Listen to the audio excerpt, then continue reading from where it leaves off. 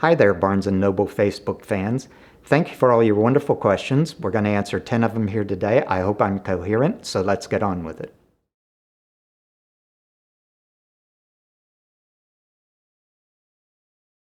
Well, Denise, I think I would say what a lot of writers would say. I can't do anything else. I'm totally incompetent in all other endeavors. So writing was the only thing I could do.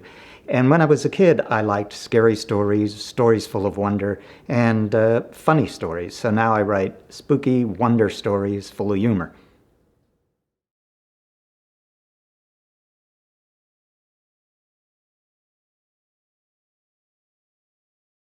You might be trying to put too much information into dialogue. You can use narrative to sell story information.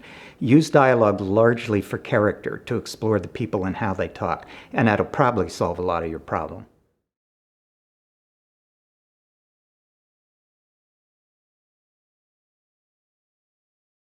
I have no relative with autism, but my wife and I for years have worked with charities for people who have severe disabilities of one kind or another, and I realized they were never used in fiction. And so I wanted to use them in fiction where they were defined not by their problems, but were defined by who they were as inner people. And I find the inner person in all of them that I have known to be fascinating and interesting.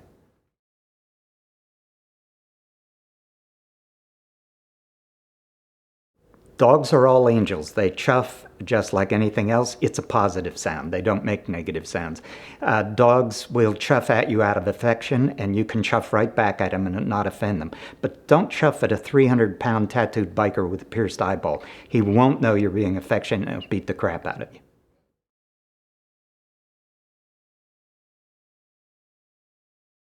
There is an Odd Thomas in the works. I will be finishing it sometime this fall for publication in spring of 2012. And there's a wonderful director with a brilliant screenplay of Odd Thomas. And knock on wood, it's Hollywood. Anything could go wrong, but I'm hopeful that Odd will see good movies sooner than later.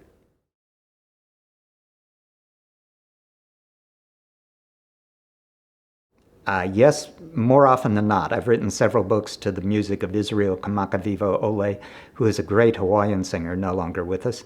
A couple of Paul Simon albums inspired other novels. I've written recently to the Celtic music of singers like Connie Dover, who is the greatest living Celtic singer.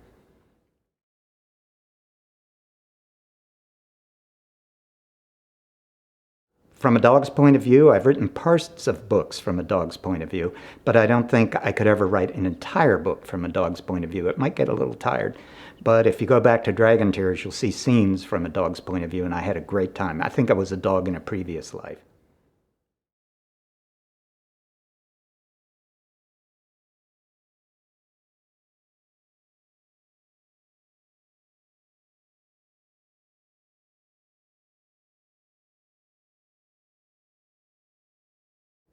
Well, Jennifer, when I delivered Intensity, my editor came back and said, this book moves much too fast. It's too exciting, and it just gets exhausting. So we have to add 200 pages of far less interesting material. I thought that was the worst advice that ever been given, and I said, but what kind of material? And the editor said, well, the lead character is a waitress, so do a lot about what life is like as a waitress. I think people will find that very fascinating. I ignored that advice, and the book went on to be #1.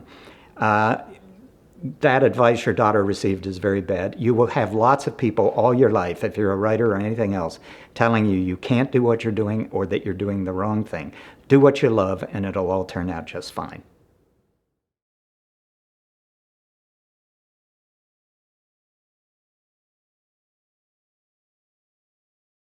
I remember when I wrote this book about a giant white whale, Moby Dick, and it was, oh no, that's somebody else's book. I can remember major characters' names, but when you've created literally thousands of characters, sometimes I could be fooled about what the name of a secondary or minor character was. But characters are the center of a book, so they do stick with you more than the storylines. That I would have a little more trouble remembering in some of the early books.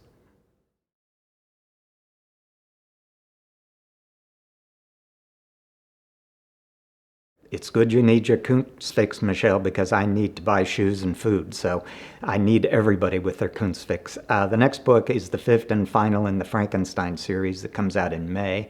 And then I have what I'm calling now the Bad House book, because I don't have a title for it yet, that will be out at the end of the year. And then next spring, it'll be the next Odd Thomas.